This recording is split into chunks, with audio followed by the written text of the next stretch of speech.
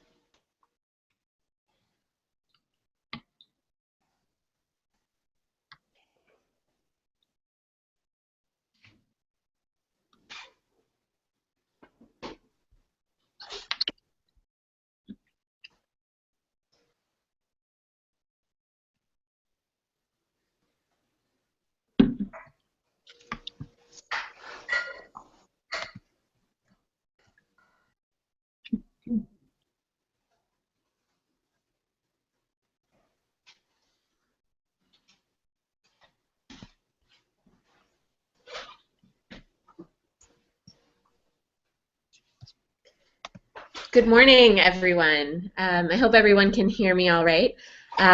Welcome to our Google Hangout. Our discussion today is called, "Are digital resources really making an impact?" Which I think is a great question that's probably been on a lot of our minds lately. It's certainly been on mine. My name is Molly Eberhardt. I'm a Senior Program Officer at Results for Development Institute, and we run the Center for Education Innovations. At CEI recently, we've been developing the Early Learning Toolkit, which I hope some of you have had a chance to explore. And it aims to be an online resource where folks can go to find really practical resources that can help them improve learning outcomes in their education programs. So needless to say, this question of our digital platforms and digital resources and is technology broadly making a real impact has been a question that's been heavy on our mind, because we want to make sure that the Early Learning Toolkit ultimately does have an impact. So today, what we're going to do is talk to three fantastic panelists who work in different types of technology related to education and improving learning outcomes. Some are more related to things like the Early Learning Toolkit, where we're providing kind of digital platforms with resources available for folks all over the world. Others are working more directly to improve learning outcomes on the ground by working with students, with schools, with teachers, with parents, etc. So what I want to do is start off by very, very briefly introducing our panelists, and then we'll get into some great conversation. So I will eventually ask them to say more about their organizations, but just to start off and let you know who we've got with us today. We have Alexandra Waldhorn, who's a communications officer at UNESCO's International Institute for Educational Planning. We have James Centenera, who's the co-founder and CEO of the Ultimate Learning Accelerator, or Tula. And we have Drew Edwards, who is the manager of Project Hello World. So my very first question for each of you, which can serve as a way of introduction as well, is for the three of you to briefly describe the work that your organization is doing related to the use of technology to improve education outcomes and to connect people in the global education community. So why don't we start with Alexandra, and then we'll do Drew, and then we'll do James. I'm just going in the order across the bottom of my screen. So Alexandra, go for it. Great. Well, hello, everyone. I'm really happy to be here, first of all. So here at IAP, just a little bit about what we do, first of all. We're a specialized UNESCO institute, and we work with member states in supporting them in creating more quality-based, inclusive education systems, and we do this through training, research, and technical assistance. And digital platforms is something that feeds into all three of these different ways that we work with countries. So we have a variety of different platforms. We have 12 kind of niche platforms, including the IIP Learning Portal, which will be the focus of today's discussion. And the Learning Portal is kind of a single window into comprehensive and up-to-date relevant information on learning issues from the primary through secondary education. And what we do is we bring together the latest research and resources on how countries can incorporate learning and improve learning outcomes into the planning cycle. So we offer online tools, a library filled with resources, reports, the latest research and policy examples, for instance, and a glossary on key terms, and we host e-forums that address specific issues such as how can learning assessment help, for example. So that's just a little look into what some of the digital platforms that we have here. For Project Hello World, we are primarily rolling out something called a Hello Hub, which is a rugged, solar-powered, dust-proof, waterproof, heat-proof, wind-proof computer that we're bringing to rural communities across sub-Saharan Africa. We work primarily in Nigeria and Uganda, and we're trying to get all of these hubs, and they are connected to the internet, to bring the world's body of knowledge through the internet to communities that support them both in the classroom and in the informal or out-of-classroom settings. And hi everyone from the Philippines. I'm from Tula. Tula stands for the Ultimate Learning Accelerator, and the whole idea is that we're an innovative chain of learning centers to help give kids that extra boost they need to do really well at school, but then also beyond school in life. And the way we're integrating edtech is two ways. Kids firstly come once or twice a week to our centers, and they work on their homework and they work on fun missions and projects. And during that time, we have most of our content digitally through projectors, and then we have mobile tablets that they use for research and things like that. But then also importantly, we're trying to help leverage the technology at home with smartphones everywhere now, even all across the Philippines. And so we're developing mobile apps to gamify math and English homework so that it's actually fun and interesting practice rather than just doing worksheets after school. Great, thanks to all three of you. So my first question may come off as a little bit negative, but I think one of the reasons that we're all here today is because we know that technology is not a silver bullet, right? I think everyone who's joined today feels like there is a huge opportunity for technology to change the way in which, and the speed at which, and the scale at which we can make an impact on learning outcomes, especially for the most marginalized. But I think a lot of us have seen ways in which that has gone wrong and not been as successful as possible. So I wonder if we can actually start off by talking about what some of you have learned either from your own experience or from observing and watching that of others in terms of some of the, let's start, Alexandra, I'll start with you because we'll start with sort of the digital platform side. Some of the kind of missteps or mistakes that we as a community have seen happening when we try to kind of provide resources to the global community, and it's been kind of difficult to maintain an audience or difficult for the resources to actually be really utilized. I know this is something we've been thinking about a lot with the Early Learning Toolkit.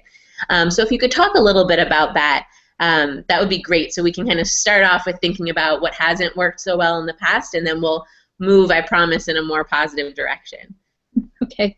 Well, I think here for us at IIP, one thing that comes to mind, it was kind of a number of years ago, but we hosted a wiki where we brought together a range of education stakeholders to respond to a number of questions, and it was about, the topic was on virtual university, and the responses were eventually turned into a publication.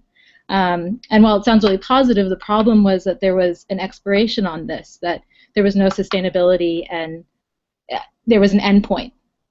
So afterwards, it had to close. So something that we've really incorporated into all of our digital platforms is, how do we keep them going and develop them and adapt to what our audience needs, and how do we listen to our audience and keep true to what they need. So now we kind of incorporate both. So like with the learning portal, for instance, it's constantly developing, and we're revisiting, what's working and what's not working, and then also tackling more specific questions in e-forums that might come to a close at one point, because we don't want to lose our audience at the end. So that's something that we've learned from. Great, that's really helpful. In terms of your work, Drew, at Project Hello World, I think a lot of edtech programs working in kind of directly, again, in the field like you guys do, where you are dealing with technical issues with kind of last mile issues, as well as these kind of higher level, more strategic issues, have faced challenges with sustainability. So what have you learned in that space, and how is Project Hello World kind of trying to address that? Yeah, I mean, our work is all predicated on the idea of inclusion, and I think Alexandra alluded to the same thing, which is it's really great to develop incredible technologies, and a lot of them come from great places and intentions and ideas, but if they're not developed in cohesion with the community that they're going to serve, they most likely won't be fully integrated or accepted. And I think you see that with a lot of platforms as well as any type of technology. If you go dump it somewhere, people may not just pick up and use it, and it won't be the silver bullet that we're talking about. However, if people are involved in the process of, for instance, with Project Hello World, any community member that's interested is involved with the process of building a massive computer, and even learning some of the programming languages. And we find when people are engaged with that, they themselves are engaged with the process of maintenance, as well as utilizing the actual technology or platform. That's fascinating. Could you go into a little bit more detail even about kind of how that process works of coming to a new community, for example, and the process of bringing the community into the kind of planning and then execution and sustainment phases? Yeah, absolutely. That's what we enjoy most. I think the first couple, we could build a Hello Hub probably in 2 days if we just did it with our own kind of technicians and expertise. But the hubs on average take about 2 to 3 weeks. And why that is because we start with just by having conversations. We really do our best to search and understand different communities, and only to work once we're invited. We let people know what we're doing, and if it's something that would be interesting to them, and if we recognize that it meets with both of our priorities, then we'll continue to have conversations. But it involves stakeholders not only from schools, but parents and community leaders and kids that are out of school, and then allowing everybody to be involved in the process in some way. So a lot of times we'll have members who simply just want to cook for people that are out there helping us during the day. Other times it could be a 2 to 5 year old that just wants to hold a screwdriver and kind of hang out. But other kids can find themselves, and other adults as well, can find themselves heavily inundated with the work, and get really kind of obsessed with it with us. So we try to involve everybody, and we'll take our time and continue to restart the same process over and over. We could teach everybody how to make network cables, and that could take days. Which may not, again, be efficient technically with how the world normally sees our time being used if we could do 2 days versus 2 weeks.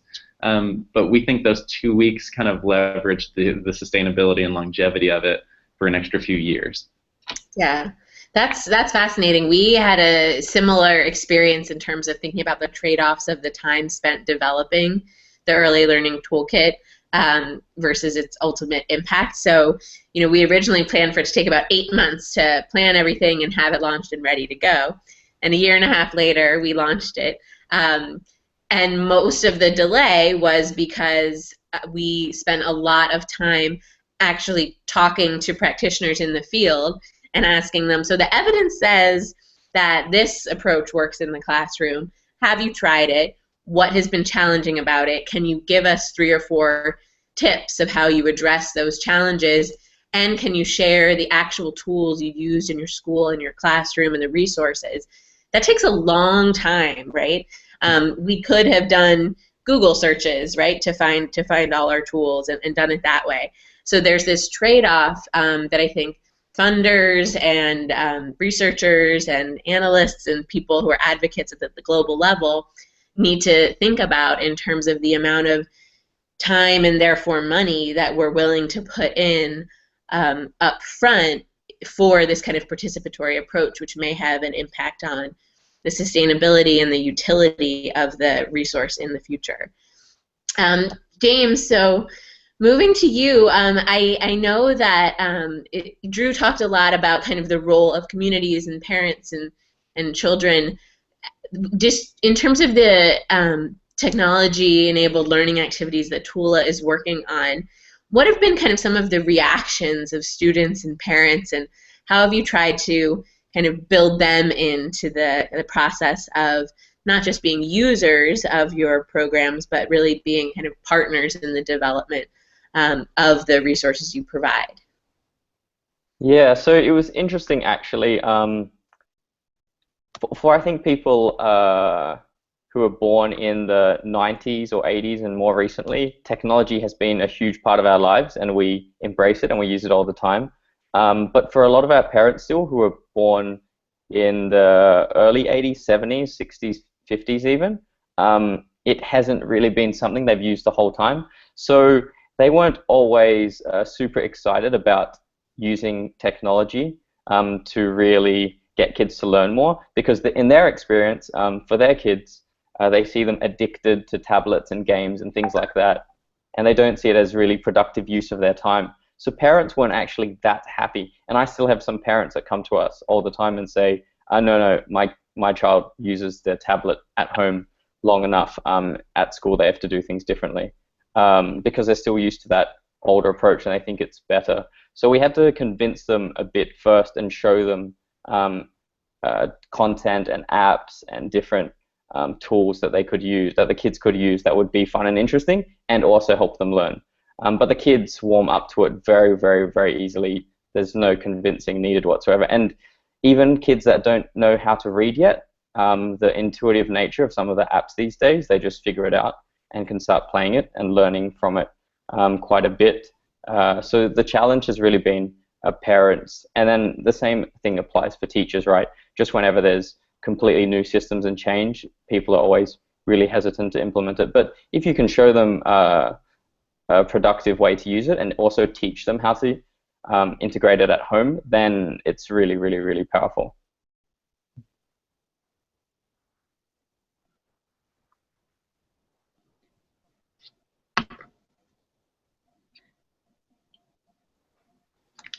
It makes me wonder kind of which technological innovations the three of you see as kind of having the biggest potential for kind of breakthrough capacity in the next several years.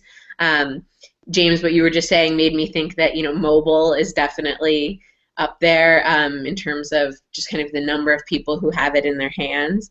But would love to hear from you and others, even more specifically with regard to mobile, if there's some niche within there that you think is really something that we should be keeping our eyes on as kind of the technological innovation that may be kind of a breakthrough in the next several years. And then I'll ask kind of Drew and Alexandra to talk about what they see as those similar breakthrough opportunities related to their work. Yeah, I think mobile is definitely the huge new breakthrough space, especially in the developing world where most people live these days. You have billions and billions of people that have smartphones now, or at least access to a smartphone in their household that they can use. And only in the last 2 or 3 years have all of those smartphones been connected, at least on a kind of daily or weekly basis, to some kind of internet source. So whether it be Wi-Fi or data, mobile data. And that's really opened up things tremendously, because if you look at most of the time that people spend on their phones, and you look at games in particular, a lot of that could easily be leveraged to really unlock thinking skills, organizational skills, things like that. And a lot of it at the moment is just, we have fantasy games, we have Pokemon Go overtaking the world at the moment. It's amazing what's happening, yet you don't ever see anyone kind of integrating some kind of educational learning aspect of that. It's started to happen a little bit with Lumosity and Elevate, and adults really took to this, and they have a freemium model that works quite well, but it hasn't really. People aren't thinking about serving kids too much because they don't seem to have the spending power in the household. But I think Right. that should change very, very, very soon. Great, thanks. Alexandra, what about you? I realize that you might come at this from a couple different angles. One in which you guys are doing a lot of research on what technological innovations might be breakthroughs, but also that you're providing a digital platform that's that might have different channels of getting to its target audiences. So interested in your thoughts. Well, definitely, I think just the continuing aspect of kind of breaking the digital divide and making sure that there's access and stable access. That's a huge issue for us, just making sure that we're providing these resources and that people can access them. And we see this especially during e-form events where we need people to get online and take part in discussions and stuff. There's still a lot of issues there. So I think over the coming years and decade, as we see more people having stable provision and open, safe internet access, we'll have more diversity of voices and there'll be more equal access to this knowledge and whose knowledge also and how it's used. So that's something that we're very focused on. And then also agree with everything with the explosion of mobile use and also how things are created, how we present information on mobile phones so it's the right format, that things are simplified for a mobile device also. Great. Drew, what about you? Are we right to assume that the solar might be your answer, or? Solar is a huge innovation, especially as solar gets a little bit cheaper.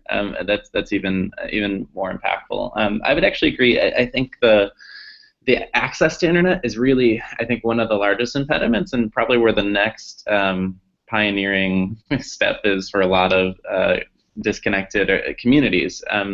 Because internet access is both expensive and it's not exactly widespread. And I think as like each of our Hello Hubs have a Wi-Fi cloud that we put around the community for about 100 meters each way. So in addition to the 2 computers, we've seen more use, as James is saying, through mobile devices, because mobile devices are becoming more widely accessible. They're becoming cheaper. And I think through that, there are actually, I would actually say, I think there are a lot of learning platforms where kids are kind of being joined into the process of learning and having fun with gamification and even really simple free materials like Khan Academy. We've seen a lot of our teachers use as learning platforms into their classrooms. And students, I think people underestimate students' self-guided learning, and a lot of the gamification is helping that. That's great. We've got a question from one of our listeners, which is a great question that I'd like to know the answer to as well. This is from Tony Bloom, and the question is if any of the panelists have specific information or data on tangible improvements to learning outcomes that have happened as a result of your programs. So maybe Drew and James, this might be one to start off with you guys, and then Alexandra, if you have anything to add. We'd love to hear about if you've been able to actually measure any impact on the learning outcome and of the work you've been doing through the Hello Hubs and the learning centers. I mean, I would say literacy progression has been one of the greatest, I think, learning outcomes and growing points that we've been able to measure. Unfortunately, a lot of things are anecdotal, but literacy is something that we're able to measure really quite easily. And that's both, we found it at a number of levels, both with kids that are using educational software and materials, as well as kids that are honestly just searching the internet. And I think that's evident. I think our theory right now, and we're trying to research and understand it better, is that exposure to different reading lexile levels, as well as the opportunity for students. Hello Hubs are very social, so multiple users are using them at once. So multiple students are talking to each other about what they think something means, and they all have different reading comprehension abilities. So that's one of the areas that we've seen a really large growth outcome, actually. That's great. Can I follow up a little bit more? You said that reading is actually pretty easy to measure. I'm curious as to how you guys do measure that outcome. Yeah, so we have, it depends on the context. Formal environments are, I would say, are quite easy. Informal are much more difficult. So in the formal environments, a lot of the schools that we work with are doing literacy assessments throughout, and we just measure use with non-use for different users. So that's where we found that correlation. Another one would be with informal users. We're currently trying to roll out the idea of being able to kind of snapshot and get an idea of what exposure that different users are having to different reading lexile. So for instance, when you search Google, you could have reading lexiles of 10 different levels for 10 different results, and there's a significant amount of comprehension and computation happening. So we're trying to find a way to, as I say, gamification, trying to find a way to kind of challenge kids to incentivize them to want to know what's going on with that growth point. So the informal sector is a little bit more difficult, but formal isn't too bad. Great. Thanks. James, any lessons from Tula on learning outcomes?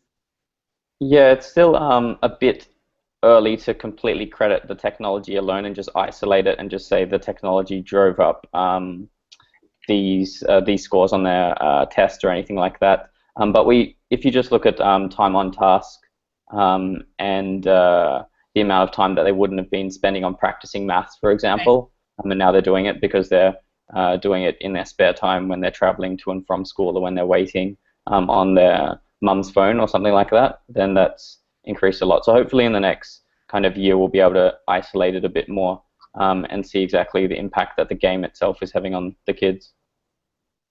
That's great. Alexandra, anything to add?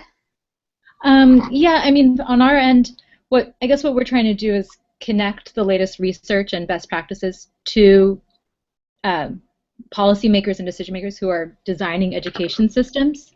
So we know that people from ministries of education are using our platform and accessing the resources. It's a little bit too early on our end to say how does that actually translate into change on the ground in an education system, but that's something that we're constantly evaluating, and we're doing a survey right now to kind of gauge a little bit more how does that actually turn into practice.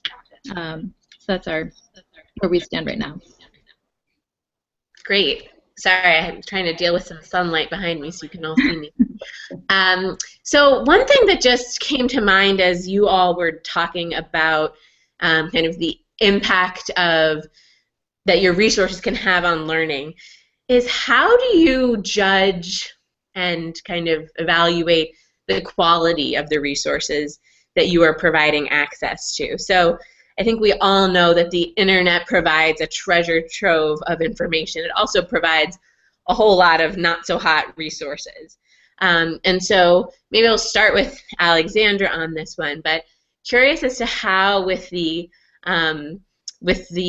portal that you all have developed at IIEP, you kind of select the resources that you think are of high quality, and then for James and Drew, how you, if you do anything to kind of help your users curate through everything that's out there to get to the good stuff that we think may actually have an impact on learning.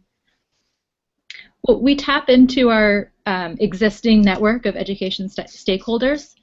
So we're reaching out to them constantly. This happens, at international meetings related to learning issues, and they bring to us our resources. They get in touch with us. They can also, via the website, if you subscribe, you can click suggest a resource, and then an email basically goes directly to the librarians here at IIP, and then they upload the resource. They look at the resource and they make sure it's tagged correctly and ensure quality. So we have a team here that actually work on an individual basis for each resource. Wow. And then, but people, it's not just us selecting. People can also suggest their own, because we really want to give people a platform, where they can get more visibility for their research or policy example, for example. Great. Drew? I think we've just tried to find suites that we think complement a lot of the work that our teachers are doing in communities. So for us, Edubuntu has been really great. It's an open source network that provides, I think, something like 79 different programs at different levels and different subject matter. And that's been really great, and that's something that we can pull offline and bring down from the cloud, as well as Khan Academy has a light version, which has been really great. Okay. I think the ones that we pull offline are the ones that we're kind of putting more in front of people to consider using. However, again, we really believe that it's up to the user. So we just try to put it there and incentivize and introduce them, even in person. Try to introduce them, but ours is fairly laissez-faire. And do you have a way of telling where people are going? Can you tell how much of it? Obviously, just using the internet in and of itself can, as you said, have boosts to literacy and exposure. But are you able to tell kind of how much people are using what could be categorized as educational sites? Yeah. So in two ways we do that. We run a script that shows which programs users are using the most. So every 5 seconds it takes a snapshot. And that's something that we use to try to just see what programs people are spending their time on. For instance, though, that we found that that's a limitation, because it could just say the internet, and we don't know what they're looking at. So now we've developed the same idea, which is to capture what's being looked at anonymously on the internet. And then we work with Newcastle University and Seoul Central up there, and they're helping us kind of categorize where people are spending their time. Great. James? Yeah, so we have 4 things that we look at in particular, and then there's other cool features that we look to stand out when selecting technology. The first thing is just that it has to be comprehensive. There are a lot of good ideas and apps and sites out there, but they only cater to one grade or one particular topic, and they're a bit too focused. So if it's like that, we have to organize it quite a bit, and it becomes complicated. The second thing is it has to be aligned to the needs of the learners. So it has to be something that they can digest and understand, the level of English or the level of the content. The third thing, it has to be easy to use. So it has to be easy for the teachers and the students to navigate and use. One of the biggest problems with technology these days is they say a lot of websites, apps, devices are not built with great user interfaces, and so it just eats up a lot of time in the classroom, which is problematic, of course. And then the fourth thing, which is absolutely critical, is it has to be really engaging. So we test it and see if the kids like it and enjoy it and talk about it afterwards, and the same thing goes for the teachers. And then other cool features, there are lots of things we look at that are starting to be developed now as well. Tracking progress, whether it adapts the questions and there's some kind of intelligence embedded. If there's teacher views, so teachers can see results and parents can see results. And even if it connects to social media, because some of the most successful apps have all of these features. If you look at really addictive games like Candy Crush, these are the features they all have that make them succeed. Right. Great. That's a great taxonomy, those 4 things to help us think about what kind of would make a quality resource. We may ask you to write that down for us at some point. Sure. So one question we've got from the audience now is actually from our partners at the WISE initiative, who, as you know, are co-hosting this hangout with us. And they ask a really good question, which I think is one of the big overarching questions around technology and education. And it is, do digital resources humanize or mechanize the classroom? I think this is a big question, because at the same time we have so much opportunity from technology, it also can take on a scripted or mechanical nature if we're not careful. And is that really what we want out of an educational experience of high quality? So would love to hear from each of you about your response to this question. I think, to me, the answer is it can humanize it or it can mechanize it. And how do we avoid one and ensure the other? So who would like to start? I won't put anyone on the spot first. It's a tricky one. I can start. We've thought about this a lot, actually. I think you're absolutely right, Molly. It can definitely humanize or mechanize, and it depends on how you use it and how you use technology in the classroom or at home or with friends. I think an example of mechanizing and just making kids kind of addicted to technology and only interacting with technology and destroying all social skills would be games where they play on their own end for hours. And there are a lot of examples of that if we think about the most addictive games that we play on our own. But there are models which forces social interaction. So for example, an easy, brilliant game, which is great for thinking skills and social interaction, is a game called Heads Up, or we call it Celebrity Heads in Australia. And you get your iPhone, like this one here, or your smartphone, and you put it on your head, and you could be a celebrity, a character, something like that, and other people are guessing. And so it's not just you on your own with your smartphone, it's you in a social context with friends or with the classroom.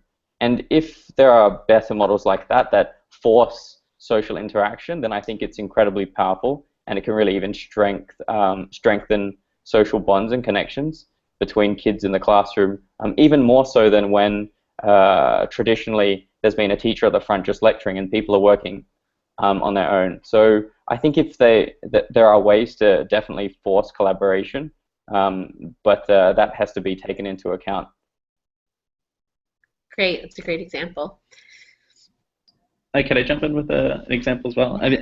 I think I'll give you a bad example and a good example. I think I've seen, and I won't name any specific programs, but I've seen definitely a tendency to want to use tablets in the classroom, and a lot of the content can become very scripted. And I think that's a really, really dangerous, slippery slope to continue to walk down because it limits the craft of the teacher. However, it does provide more inline expert-provided content. So I think it's a balance. On the other side, for us, an important piece has been not isolating users. So providing forms of connection for us between different hubs have been really, really meaningful. Trying to start, there's students that I have a chess club going from hub to hub in different regions.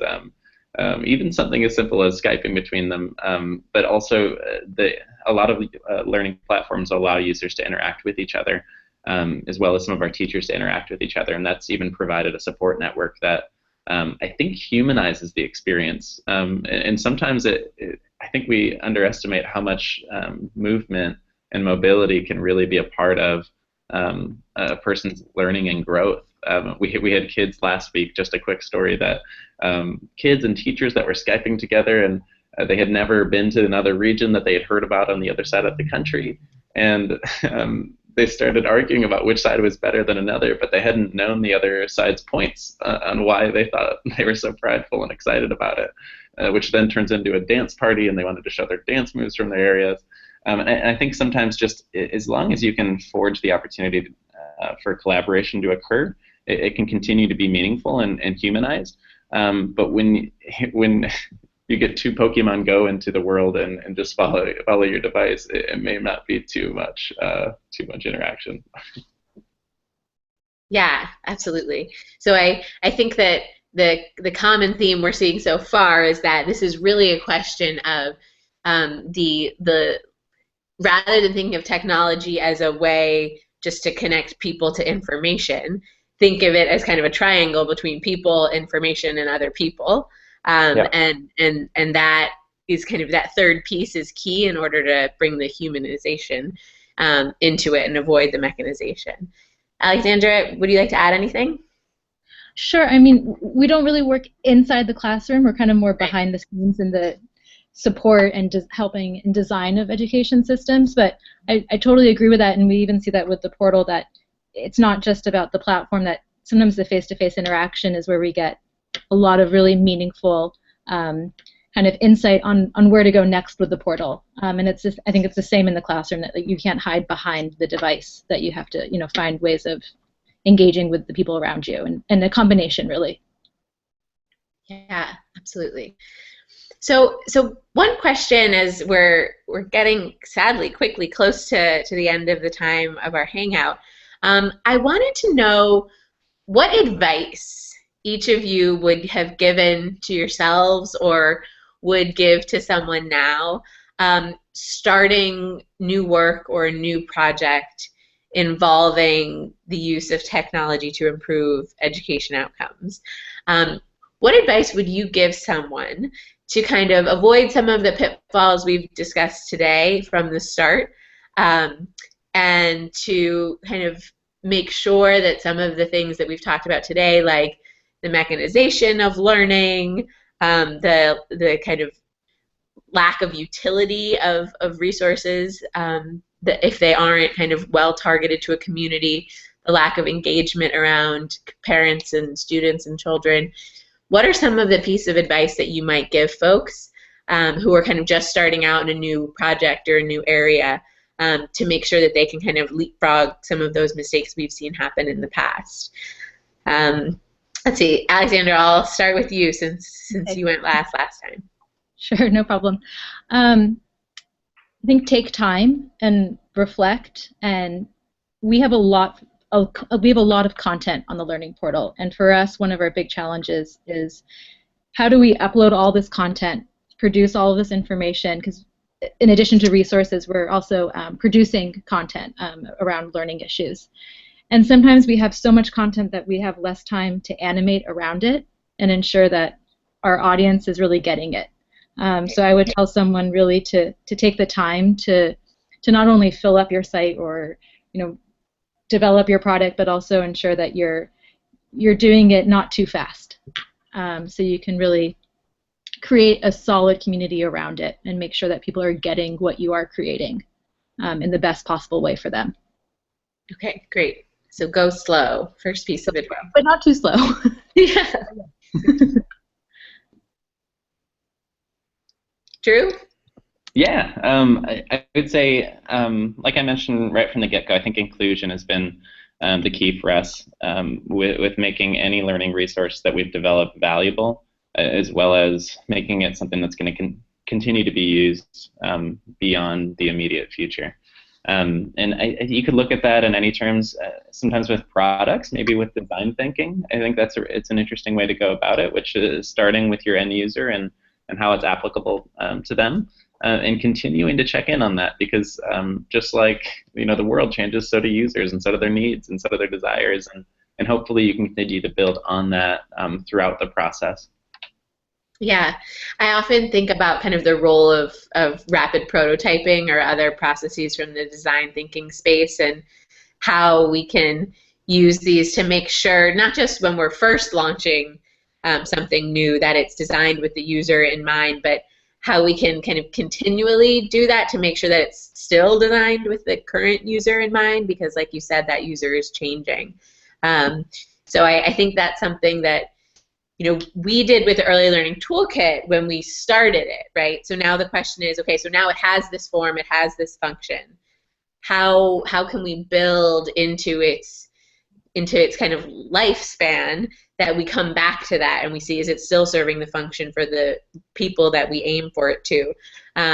So maybe we'll come back to that in a minute if we have time, if you all have incorporated ways to not just at the inception of your programs, but over time continue to adapt what you're doing and what you're learning from your users in order to make sure that what you're doing is still user-driven. But James, first, I'd love you to talk about kind of that tip that you would give to a newbie. Yeah, sure.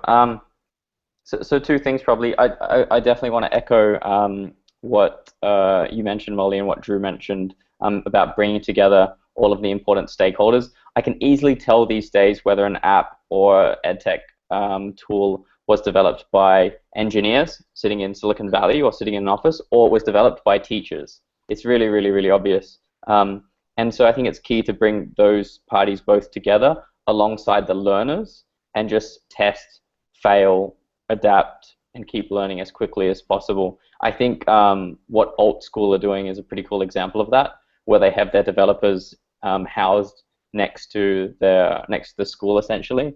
And even if you look at Khan Academy, actually downstairs, so they're on the second floor, their office, but on the ground floor, they have a school as well, and they're learning directly from their school and applying that. And I think that's really, really important. The second thing is just use what existing users already have. I think there's been a lot of edtech, particularly hardware products that have been developed specifically to help kids learn, and schools traditionally haven't given kids a great feeling about learning. It's put kids off a little bit, and so they would rather play with a PlayStation or something like that than play with an educational device. So no need to design these educational devices. Use the PlayStation, use the smartphone, use the tablet, and work out how to integrate those into the kind of learning environment, whether it be the classroom, the home setting, and whatnot, because that's when it becomes really powerful. And as you said, it changes all the time. We're using new phones every 2 years. Like tablets weren't even used that much 5 years ago. It's so rapid, and rather than try to keep pace with that in terms of hardware development, just use it instead. Fantastic. So the advice we got all sort of centered around a theme. We got kind of go slow, but not too slow, and that going slow was with the intention of making sure that you kind of get participatory input from the people who are going to end up using it, and that you get high quality resources from Alexandra. Then Drew talked about designing with the user in mind, and even kind of beginning to execute with the user as a partner, as they do with the getting the communities involved in the hubs that project. Sorry, I'm blanking. Project Hello Hub. There we go. Yeah. Sorry. And then finally, from James talking about bringing together all of the stakeholders from the beginning who are going to be involved in using a product, and not reinventing the wheel in terms of hardware necessarily, but just making sure that we kind of adapt the hardware and the resources to the right environment. So I think a lot of good tips out there for all of us. Before we wrap up, did any of you want to comment on that piece that I raised about how we can kind of iteratively collect information, either anecdotally or more systematically, about whether our education technology projects are continuing to serve their purpose, and then kind of adapt and tweak as we go? And then we'll make that our last question before we wrap up. I can say something on that. We're in the midst actually right now of kind of entering into a new development phase for the Learning Portal. So we're reaching out to all of our subscribers that have signed up over the past year, just to touch base with them and see how easy is it to navigate. Are you finding the information? How are the graphics working for them? So we're doing a survey right now, and then that's going to give us a lot of input, hopefully, on our next steps, just to make the user experience that much more friendly, and make sure that, you know, we know the site very well, but how much does someone else know our website? So. Great. If I could add, I would say as well, I think anecdotal and qualitative information is generally seen as less valuable, and I think it's very important to maintain as much qualitative input from stakeholders as possible. And I would also add, and we also kind of do some of the quantitative, so we see where people spend their time with usage, and that's been really, really important to try to find more programmer usage, or programming around areas where maybe things are being ignored and we see a gap where people are spending time. Great. And then just to add, I think firstly for like the classrooms and for inside learning centers or inside a dedicated educational space, I think it's great for whoever's developing the edtech products and services to have their kind of laboratory schools or classrooms that they partner with, that they test out things regularly. So even within our chain of learning centers, we have classrooms that are the kind of experimental classrooms. We're always trying our new things out, and if it works there, then we roll it out to the entire chain. And governments could implement exactly the same thing with their entire school system. So that's the first thing for kind of having lab classes for these new innovations. And then the second thing I think, which is really powerful, is with the prevalence of smartphones and internet access now, people can provide feedback on anything all the time, and they'll do it even if you don't ask for it in forums. If you look at the gamers these days that are teenagers, they're using sites like Reddit and stuff constantly, and the big gaming companies like Nintendo, like Sony, like even the other big specific game developers, they are listening, and they monitor those sites regularly. They respond, even those are informal kind of feedback platforms. And by setting that up and allowing that to happen and encouraging to happen, increases the strength of their game, and people at least say they're listening to us and hearing us. And I think as kids get more and more adept at using the internet well, and we can control obviously in a safe manner, allowing them to do that would make it really, really, really powerful how we could improve technology every single week, in fact. That's fantastic. Great.